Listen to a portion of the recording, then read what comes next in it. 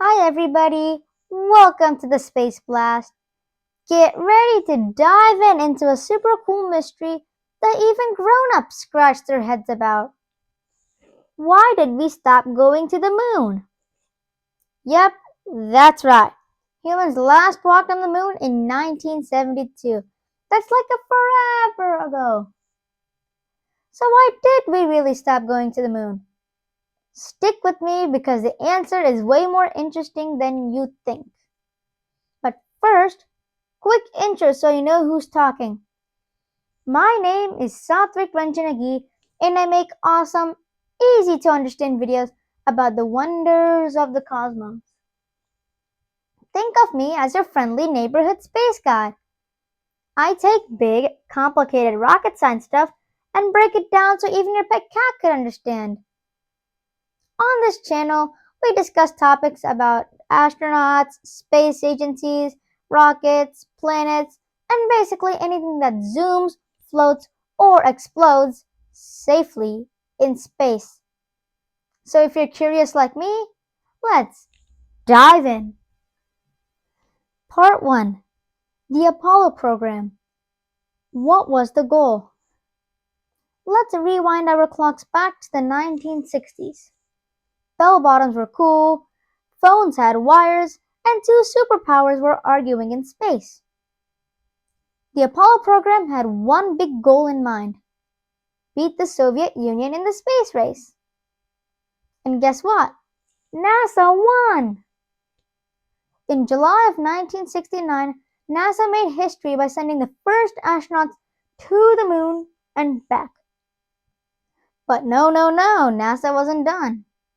NASA would go on to have Apollo 12, which was successful, Apollo 13, which was very, very bad, and Apollo missions 14, 15, 16, and 17, which were all successful.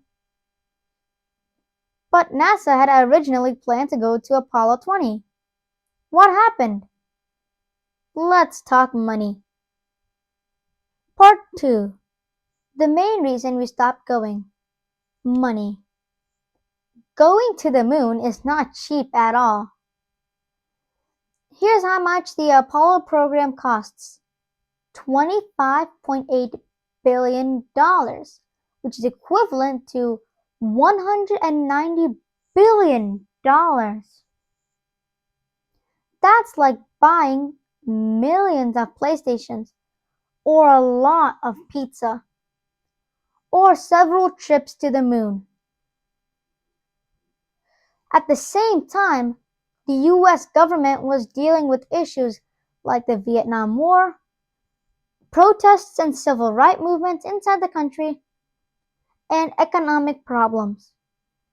So basically, the government said, NASA, we love you, but we're broke. NASA's budget declined, moon missions got cancelled, and Apollo missions 18, 19, and 20 were cut. Well, that's bad, but that surely couldn't be the reason for the demise of the Apollo program, or at least one of the reasons, right? Well, you're not wrong. Let's move on. Part 3. The Safety Scare. Apollo 13. Now, let's talk about the mission that made everyone nervous. In 1970, Apollo 13 had a massive explosion in space. The moon landing was cancelled mid-flight. The astronauts were stranded, freezing, and running out of power, and yet NASA somehow manages to bring them back to Earth safely. It was heroic, it was dramatic, and it was terrifying. Even President Nixon got scared. And after that, many politicians thought, should we really need to keep risking the lives of astronauts in space? And suddenly, moon missions weren't as exciting as before. Part 4. Public interest dropped. Here's something surprising. After the first moon landing, many people got bored. They felt like the main goal was done: beating the Soviets, planting a flag on the moon, and saying the famous words, one small step for man, one giant leap for mankind, so and so. For many Americans, they thought, been there, done that, what else is on TV? TV ratings dropped, excitement dropped, and Congress questioned NASA why they were spending billions on reflight missions. After all, they were really expensive. Part 5. NASA's priorities changed.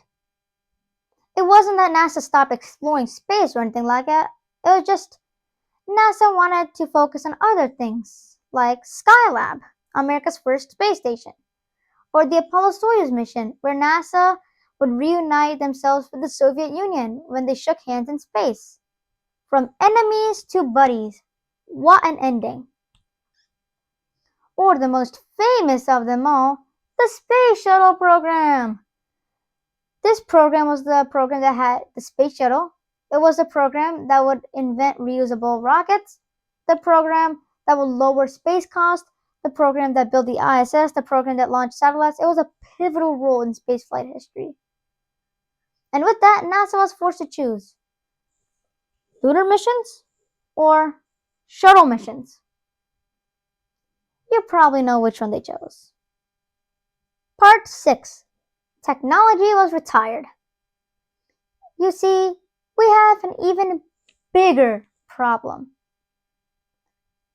The Saturn V rocket, the world's biggest, most powerful rocket, the one used to send astronauts to the moon and back, was retired.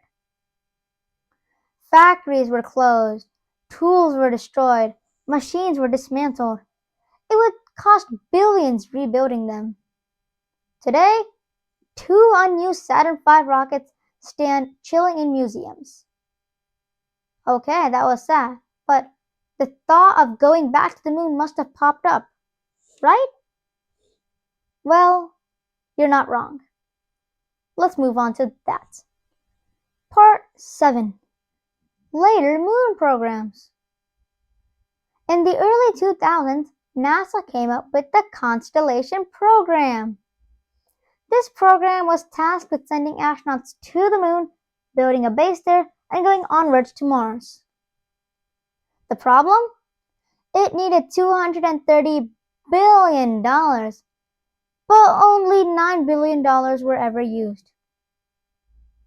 The Constellation program utilized the Ares 1 rocket and the Ares 5 rocket. The Ares 1 rocket would be used to send humans to the moon on the Orion spacecraft. The Ares 5 rocket would be used to send the human landing system to the moon so the astronauts could land on the moon's surface.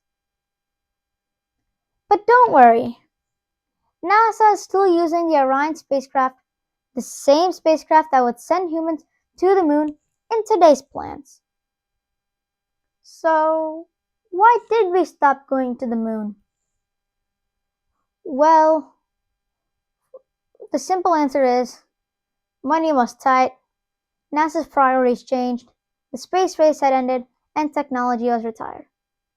But we didn't stop going to the moon because we can. We just stopped because we chose that decision.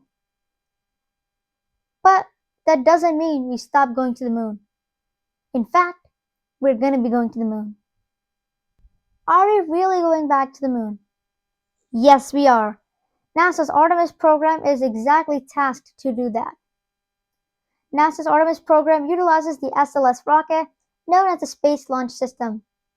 This rocket, comprised of 2 solid rocket boosters, 1 core stage with 4 RS-25 engines, and 1 ICPS stage, or known as Interim Cryogenic Propulsion Stage, the stage that would send astronauts on their trajectory to the moon. And yes, NASA has made progress. NASA has launched Artemis 1, the first uncrewed test flight of the SLS rocket, and it was a success. The Orion spacecraft, the same spacecraft that was rejected by the Constellation program, went to the moon and orbited it and came back to the Earth for a successful splashdown in the Pacific Ocean. And yes, there are future missions planned. Artemis 2, which is slated for February of 2026, is going to carry crew on board this time. While they will not land on the moon's surface, it will be a very exciting moment for all of us, and it will be the first time humans have ever been to the moon. And guess what? These astronauts will be the furthest anyone has ever traveled since Apollo 8. And if all goes good, it will pave the way for Artemis 3, the actual mission that will land the first woman and the first person of color on the surface of the moon. And after that mission, NASA has more missions planned to go to the moon and beyond. And this time, we're not going to the moon for any space race. No. This time, we are going to the moon to build a presence and use it as a gateway to go on to Mars and beyond. What an era to be alive in. So, to sum things up, we didn't really stop going to the moon because we failed. We stopped because money was short, public interest changed, and also NASA's priorities changed too. But now, a new generation, including kids like you, is getting ready for the next giant leap.